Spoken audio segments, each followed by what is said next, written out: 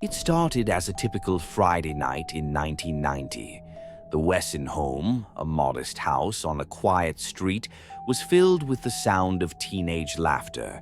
A group of friends, 7 in total, had gathered for a sleepover, looking forward to a night of movies, junk food, and staying up past their curfew.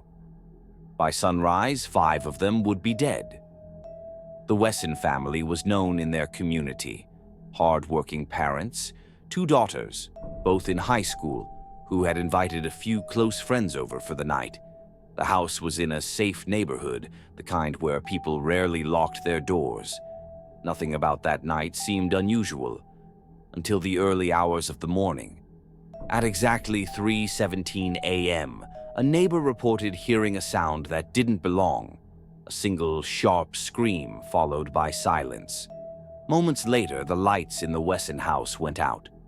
When police arrived just after sunrise, what they found inside the house would remain one of the most disturbing crime scenes in local history.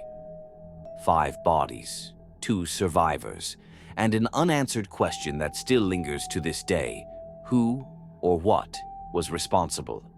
The details of what happened inside the Wesson home are as chilling as they are perplexing. Some believe it was premeditated murder. Others suspect something much worse. In the fall of 2004, 16-year-old Amanda Reynolds was invited to spend the night at her best friend, Emily Carter's, home in Crawford County. The two had been inseparable for years, sharing secrets, school drama, and weekend plans. That night was supposed to be just another carefree sleepover. At 7:12 a.m., Emily's mother made a frantic 911 call. Her voice, barely coherent, gasped out just one sentence: "She's not breathing." Paramedics arrived within minutes. Amanda was found sprawled on the bedroom floor, her skin pale, her lips tinged blue. A single deep wound marked her neck. The weapon, a kitchen knife, was lying just inches from her hand.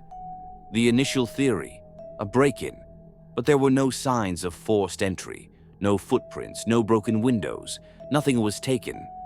Then an even darker suspicion began to emerge, one that would turn the case on its head. Emily insisted she had slept through the entire night. She claimed she woke up to find Amanda unresponsive, already covered in blood. But the investigation uncovered details that didn't match her story. Blood spatter analysis suggested Amanda had been attacked while sitting upright, possibly in the middle of a conversation. The wound pattern indicated hesitation, as if the attacker had struggled with the decision to strike. And the most disturbing clue: Amanda's phone, found underneath the bed, with an unsent text still open on the screen. Emily. Why? Emily Carter was charged with second-degree murder. Her trial painted a picture of jealousy, betrayal, and secrets that had festered for months.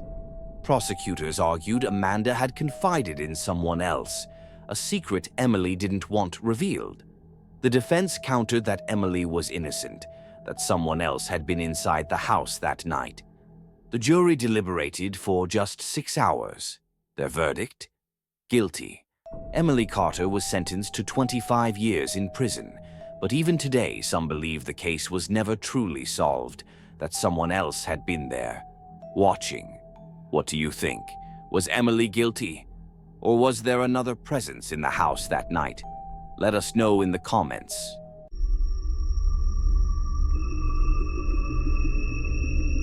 A birthday party, a group of friends, a night meant for celebration. But by sunrise, one of them would be missing, and the truth would remain buried for years. On October 13th, 2012, 14-year-old Lily Matthews attended a sleepover at her best friend's house in Blackwood, Pennsylvania. The group of 5 girls had spent the night watching movies, playing board games, and taking pictures, memories they believed would last forever. At 3:47 a.m., a neighbor's security camera captured something unusual: Lily stepping out onto the front porch, alone. She appeared disoriented, looking over her shoulder. Moments later, she walked off screen and was never seen again. The next morning, her friends assumed she had woken up early and gone home. But when Lily's parents called to check in, their world collapsed. She had never returned. Investigators struggled to explain Lily's disappearance. The doors had been locked from the inside. Her shoes and jacket were still by the front door, and the chilling detail that puzzled everyone. Her phone, found in the backyard, with one last text written but never sent.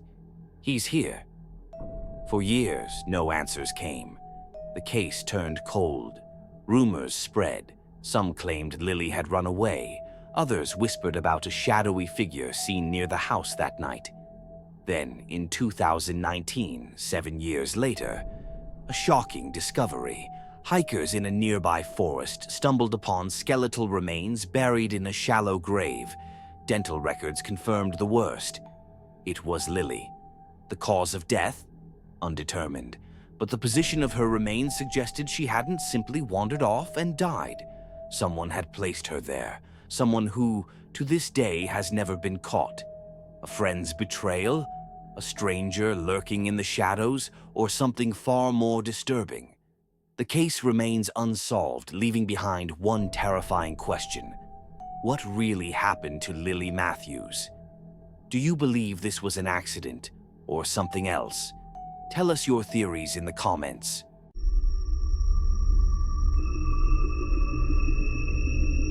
Three girls, one locked house, and a crime scene that made no sense.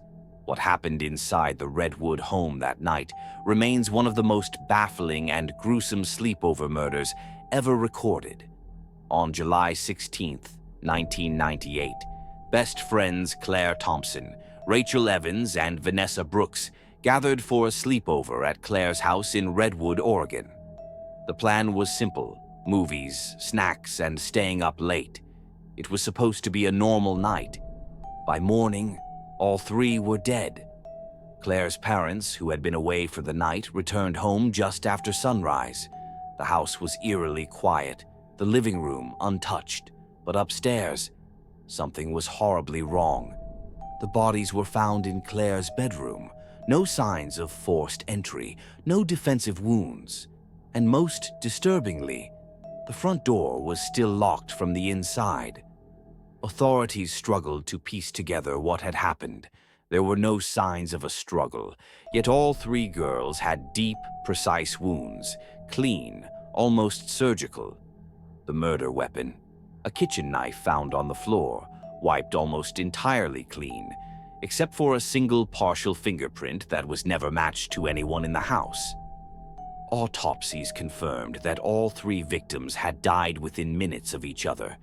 But one detail sent chills through even the most seasoned detectives. Rachel's body was found in the closet, her hands clasped together as if she had been hiding. A neighbor later claimed she heard faint whispers coming from the house around 3 a.m., followed by a single chilling sentence: "It's not supposed to be like this." No suspects were ever named, no arrests were made, and to this day the Redwood sleepover murders remain an open case, one that still haunts the small town where it happened. What really happened that night? Who or what was inside that house? Tell us your theories in the comments. 5 sleepovers, 5 terrifying cases, each one beginning with laughter and ending in tragedy. Some solved, others still shrouded in mystery. But one thing is certain: nightmares don't always wait for you to fall asleep. Which of these cases disturbed you the most? Do you believe all of them have a rational explanation? Or is there something more terrifying lurking in the shadows of these stories? If you found this video chilling, make sure to subscribe and turn on notifications. We cover the darkest, most unsettling true crime cases that keep you up at night. And if you're brave enough, check out our playlist of unsolved mysteries next.